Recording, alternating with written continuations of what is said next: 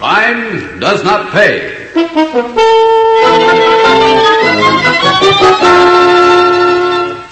Look at 'em shine and glitter, Art. Look at 'em shine. That's a 50 grand glitter, baby. Ice. $50,000 worth of ice. Gee, how I'd love to wear 'em, Art. Wouldn't they look gorgeous around my neck? Like a rope, kid. You'd hang us both for sure if you ever wore those diamonds.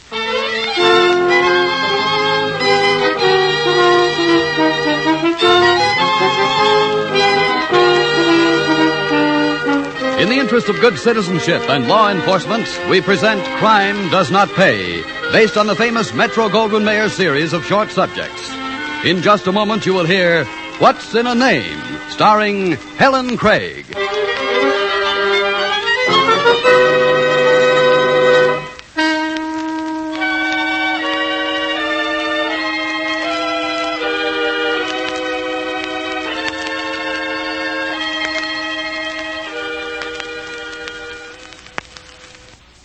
Now, Crime Does Not Pay, starring Helen Craig as Sophie Tarwell, alias Jane Costello, in What's in a Name.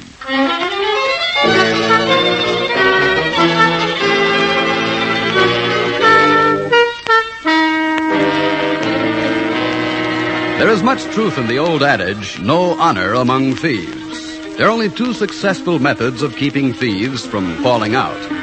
One is a mutual interest in common gain. The other is force, the obey-or-die rule of organized crime.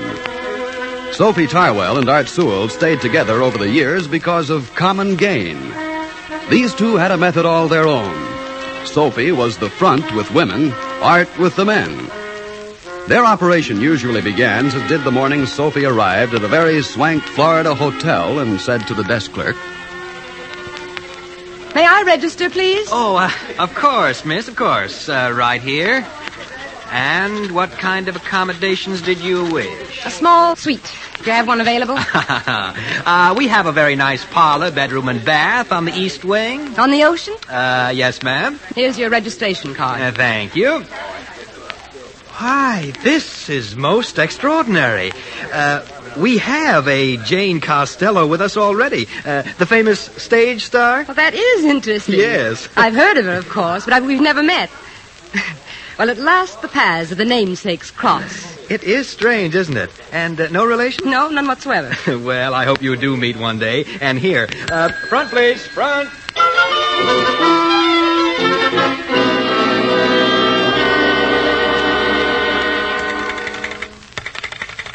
I want the manager. Is this the manager's office? This is Martin Coswell speaking. Mr. Coswell, something must be done about this at once. I'm not getting my mail, and that other Jane Costello is. Now, there must be some way of sorting the mail so that I won't read another woman's letters nor she mine. Yes, we've noticed your previous complaint, Miss Costello, and mentioned the matter to the other Miss Costello. We're doing our best. Please be kind enough to give us a little more time.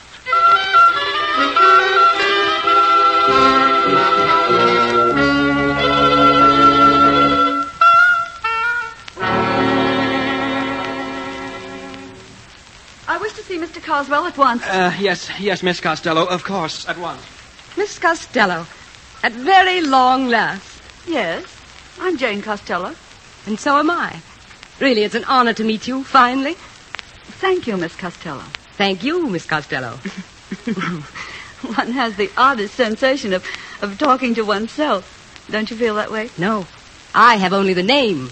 You have the great talent, Miss Costello. Thank you again, my dear. Really, you know, we'll have to do something about the mail. Well, now that we've met, perhaps we ought to have breakfast together and open all the mail addressed to Jane Costello, side by side. Except, of course, those letters with return addresses we recognize. Exactly. Ah, I see you ladies have met. Yes, we have. And solved the whole muddle, Mr. Coswell. Well, excellent. Leave it to the ladies, I always say. Do you? Perhaps at the rate you're going, Mr. Coswell, you'd like us to run the hotel for you, too.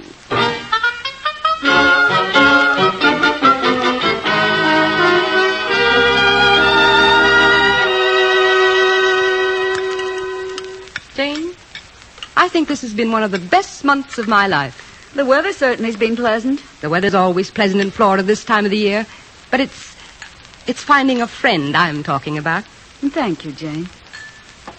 You know, my dear, I've been on the stage a good many years. I've played in almost every city in the English-speaking world. But there are still very few people I can really call my friends. Oh, I don't believe that. Well, I'm glad, Jane, that a coincidence of names helped us both find friends. Am I wrong, darling, or do I detect a note of, farewell in your voice? There is a little. You're not leaving already. Why, it's only a month. I know, Jane. A wonderful month. Is it cash, darling? Because if it is, Nothing like that. In fact, I'm not even giving up my suite. I'll be back. But I hate to leave here, even for only a week or two. Where are you going? Well, that's just it. I'm not sure. You sound so strange, dear. Well, Jane, it's difficult to explain. My first stop is home. But, my sister isn't well, and she needs a dry climate, it seems. So I think I'll probably have to find a place in Arizona for her, and then take her there. Oh, you poor dear. Oh, I don't really need sympathy, Jane. And anyway, I'll be back in 3 or 4 weeks. I'll miss you. And our breakfasts. I really will. And are you? You're certain there's nothing I can do? Well, there is the question of mail. Shall I forward it home? Oh, no, I won't be there long enough. But if you just accept anything that comes from me and hold it until I get back. What a question. I'd be glad to, darling. I'm sure the management will see to it that I get all your letters anyway.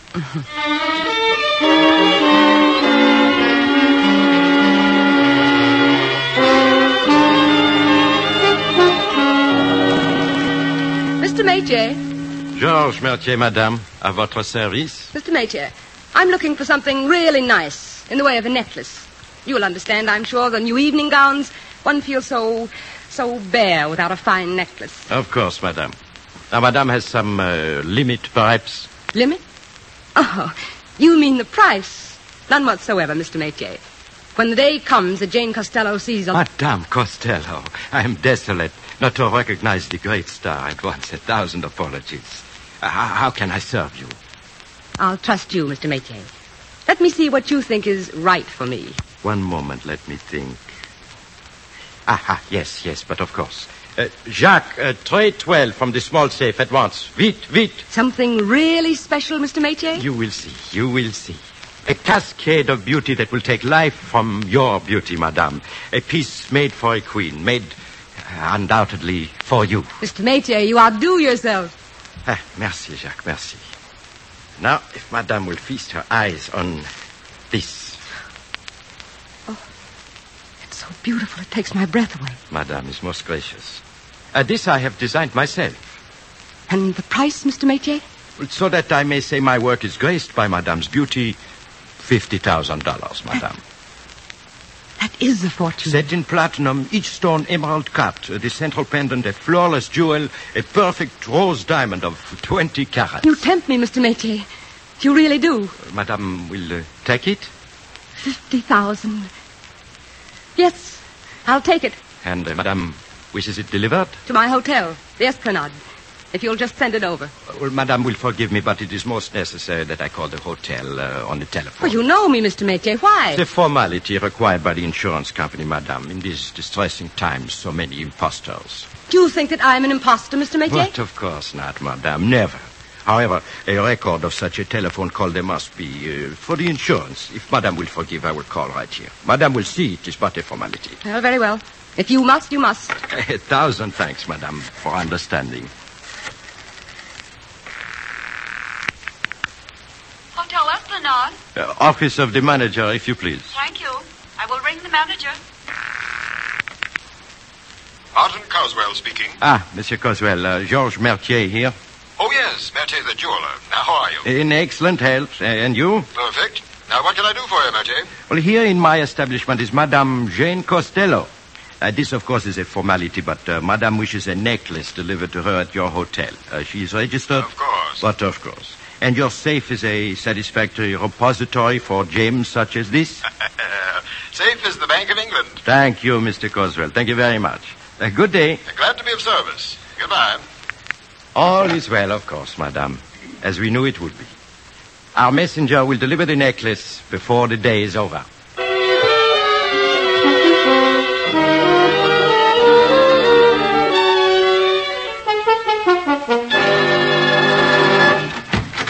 Mr. Coswell, I demand to know the meaning of this immediately. Of what, Miss Costello? Is something wrong? Wrong. Is anything right? Now, please sit down, Miss Costello. Sit down. When Mertier's is threatening to sue me for $50,000 unless I produce a necklace they insist they sold me. I don't quite follow. $50,000. Where would I get $50,000 for something to wear around my neck? It's preposterous. If you would start at the beginning, Miss Costello, I'd be most happy to help if I can. Oh, yes. Yes, well, perhaps you don't know. Now then, listen. 2 weeks ago, I signed for a package addressed in my name. A package from Mertier's. I ordered nothing, much less a $50,000 diamond necklace. I remember now. George Mertier did call me something about your being registered here and was my safe a secure depository. Apparently not me, Mr. Coswell. My so-called namesake. She ordered The necklace, exactly. I was taking her mail and packages while she went off to Arizona. Oh, something about a sister. 2 days after the package was delivered, she blew in. Told me she'd come for her mail. I gave her the mail and her package from Mertier's. And I haven't seen or heard from her since. And Mertier's has my signature on the receipt and they're demanding payment. This is quite serious, Miss Costello. I wonder if you realize how serious. Are you telling me this is not a mistake of some sort, Mr. Coswell? It's no mistake, Miss Costello. It's one of the smoothest, slickest swindles ever perpetrated. That woman? With my name, a thief? Yes, Miss Costello. I'm sure she took your name only for the obvious purpose.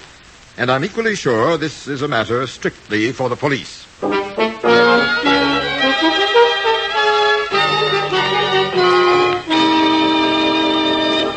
In just a moment, Crime Does Not Pay will continue with What's in a Name.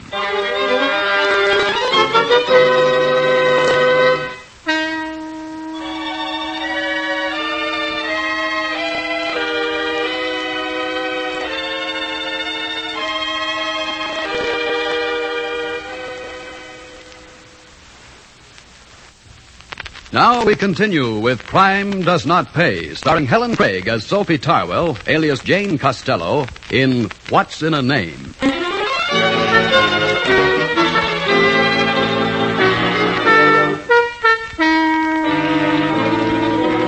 Just a few miles geographically, but 1,000 miles socially from the Hotel Esplanade was a rooming house like 100,000 others across the country. Shabby, shoddy, and anonymous. Second floor rear looked out on the usual littered yard with its crisscross of wash lines. But the occupants of that room were not interested in the view. At the moment, Sophie Tarwell, alias Jane Costello, was interested in the man with her and... Money. A lot at once. I want to bury my arms in the long green right up to the elbows. Want to run through it in your bare feet, baby? Yeah, that too. All my life it's been pennies and nickels, Art. When the rent was paid, it was worry over the groceries. When the grocer was paid, it was worry over the rent. Never enough money. I couldn't even finish commercial high school, Art. Did I ever tell you that? I couldn't learn shorthand and typing and get a decent job. I had to go into a mill because my father couldn't work, and my older brother wouldn't. And then you met me, Sophie. We ain't done so bad, huh? 2 weeks now, Art. Haven't we waited long enough? Could be. Matter of fact, I got a date with Fence Palmer today. Can I go with you? Not on your life, baby. You're hotter than a pistol this minute. They saw you. Nobody knows me. Art, let me look at him once more. Sure, baby, sure. Here. Yeah, I love the way they pack this stuff. On black velvet, huh? Look at them shine and glitter, Art. Look at them shine. That's a 50 grand glitter, baby. Ice. $50,000 worth of ice. Gee, how I'd love to wear them, Art. Wouldn't they look gorgeous around my neck? Like a rope, kid. You'd hang us both for sure if you ever wore them diamonds.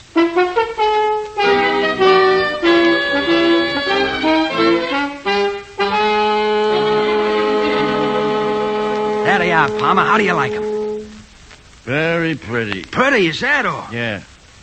I should get excited over diamonds. Rose cut, the fella told Sophie himself. Today, the demand is square cut. Well, so what? You can't sell it like that. You got to break it up anyhow. Just what I was thinking of. All right. How much? Now or after I sell them? Both.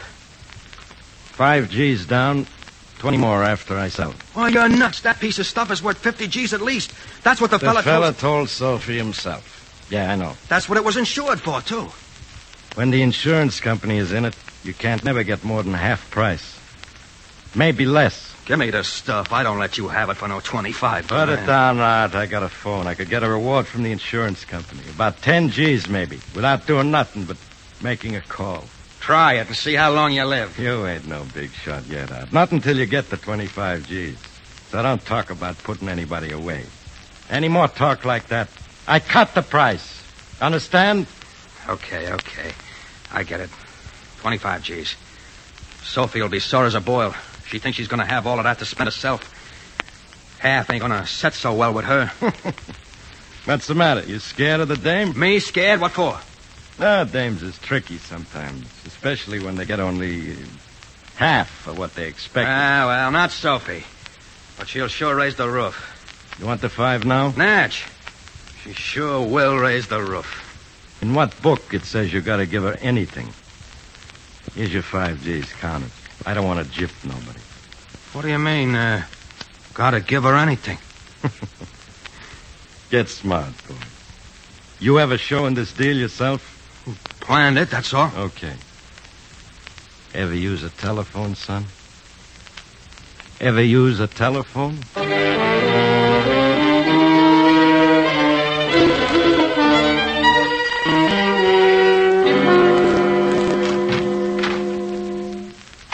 Art, how much? How much did you get? $5,000 to start. Let me see it. $5,000. In one place at one time. Looks big, Sophie? Awful big. Wait till you see the other 20. Of course, we gotta wait for that until, Only 20 more? Yeah. Oh, we'll get it after Palmer breaks up the necklace and sells the stones. You complete stupid idiot. 25,000. Look, Sophie, that's all he'd give. He said he'd turn us in for the reward if I didn't leave it with him. You and your honest fence. Me, I take the risk. I go and play high society and stick my neck out. And you sell me right down the river. $25,000. Well, no fence ever gives more than half the value. Not for jerks like you, they don't. I don't have to take this, Sophie, so shut up. I will not. I stuck with you through all the penny ante jobs. Finally, we pull up a big one. But good. What happens? You dump it down the sewer, straight into the ash can. Shut up, I said. Keep your tongue in your face. Don't you dare talk to me like that. I'll talk to you any way I please. Where are you going? Answer me. I'm going out. And you'll be real lucky if I ever come back.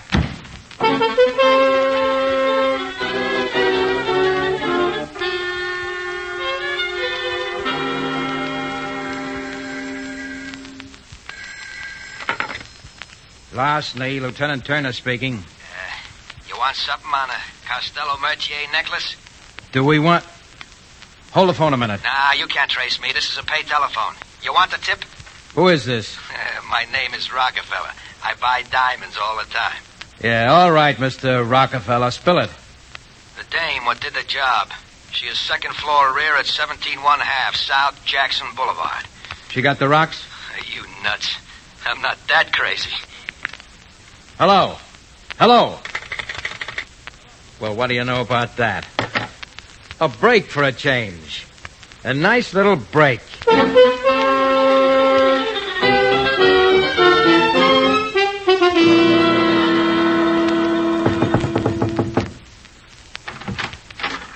Art, you came back.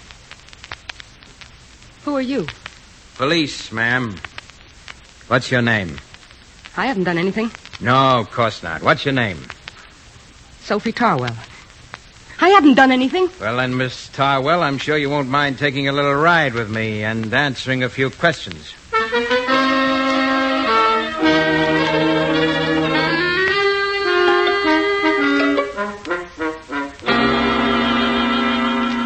Look, Sophie, I don't like this any more than you do. Yeah, sure. That's what my father used to say before he whaled the tar out of me. I mean it. I got a home to go to. Lucky you. Shut up. Don't interrupt me. Now, you're going to tell me, Sophie, all about the Mercier robbery. How you hijacked the necklace, where it went, who has it now. I'd be very glad to assist the police if I could. They're always such gentlemen. Only it happens I don't have the least idea what you're talking about. You've been identified, Sophie. While you've been sitting here in the squad room with me, you've been observed and positively identified as the woman who registered as the second Jane Costello. I don't believe it. Anyhow, an identification like that would never stand up in court. I want a lawyer. I won't talk until I see a lawyer. We can hold you 24 hours, Sophie, without a lawyer, and we will. You see that little window up there? So what? You've been viewed and identified through that little window. Prove it. I will. All right, send one of them in. Oh, Mr. Coswell. Thank you for helping us. Lieutenant, I made the identification. Is this absolutely necessary? I'm afraid so. Miss Tarwell here's rather stubborn. It seems she needs convincing. Who's this guy? You know me, Miss Tarwell. I was present when you met the real Jane Costello. I saw you in our hotel daily in your masquerade. The circumstances were sufficiently extraordinary that I would remember you a long, long time. How much is the insurance company paying you to say that? Not one penny. Nothing will be paid anyone unless the necklace is recovered. You're wasting your time. Go on back to your bellhops and your potted palms. I never saw you in my life. Thank you, Mr. Coswell. Will you send in the next witness, please? Yes, naturally. It is a parade. Where's the brass band? You're a fool, Sophie. Come clean and I'll give you a break. No cop ever gave anybody a break. Lieutenant, I simply do not wish to have to face this woman. Here she is, Mr. Mercier. You know her, don't you? It is impossible that ever I will forget. So charming, so handsome, and a common thief. Say it, Frenchie. Nobody's proved anything. Call me names and I'll sue you for slander. Heaven forbid. I may go, please, Lieutenant. All right, Mercier, and send in the next one, will you, please? Merci, Lieutenant. I'm happy if I have been observed. Who's next, Lieutenant? The King of England? Oh, cut it out, Sophie. You'll never beat this rap, and you know it by now. What seems to be the trouble, Lieutenant? This woman is bright enough to know she's caught. It gets me, Miss Costello. Unless she thinks she's got a chance. I've got every chance. You know you haven't. It's in your eyes. Never mind what's in my eyes. May I, Lieutenant? Help yourself, ma'am. You're a fool, Sophie. No man is worth 10 to 20 years of a woman's life in prison. This isn't a play. Stop dramatizing it, Miss Costello. Afraid, my dear, if it were a play, the critics would pan it. It's no longer fashionable on Broadway for a woman to protect her man. Nor in real life when the man isn't worth it. Think you're pretty bright, don't you? No. Not very. But I'm sure you're not a fool, Sophie. No woman who was a fool could carry off the performance you gave in my suite every morning for a month. I don't make friends with fools, Sophie. Leave me alone, will you? I made my bed, I'll lie in it. Alone. But why, Sophie? For the man who turned you in? Nobody turned me in. Nobody. Why don't you tell her, Lieutenant? We picked you up on a tip, Sophie. A telephone call from a pay station. From a man. No. No. You're making it up. You're trying to get me to say things I won't say. I won't. I won't. It's the truth. Who knew where you were? Who knew you were second floor rear 17 and a half South Jackson Boulevard? No. No, he didn't. He didn't. But he did. You know he did. Your heart says no, Sophie, but your brains say yes. Who is he, Sophie? Where's the necklace? His name is Art Sewell. We've been together for years. I know every job he's ever pulled. I don't know where he is. But you'll find him now. I know that. And the necklace, Sophie? A fence. Palmer. The lieutenant will know where to find him. Art took it to him today. They couldn't have broken it up yet. All right, Lieutenant. A woman with a woman, Miss Costello. It's so beautiful. The stones are like fire and ice. I should have worn it once anyway. Like fire and ice, made for a queen. They mustn't break it up. They mustn't. Stop them, Lieutenant. Don't let them spoil it. Please don't let them spoil it. It's too beautiful. Like fire and ice. Like fire and ice.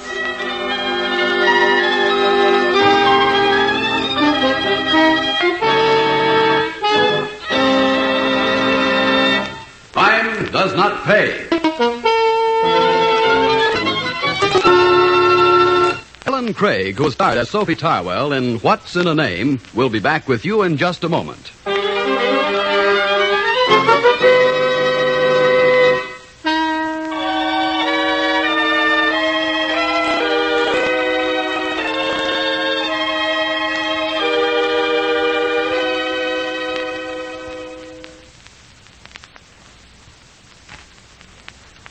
Now, here in person is Helen Craig.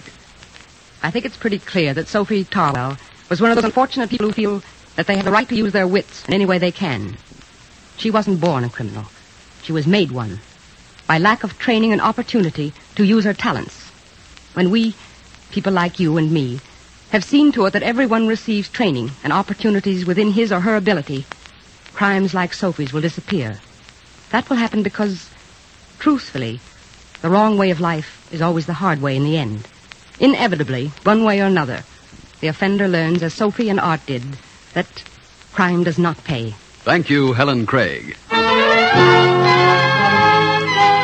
Crime Does Not Pay is written by Ira Marion and directed by Marks B. Loeb, with music composed and conducted by John Gart. Technical advisor is Burton B. Turkis. The events, characters, and names used in the story you've just heard are fictitious. Any similarity is purely coincidental.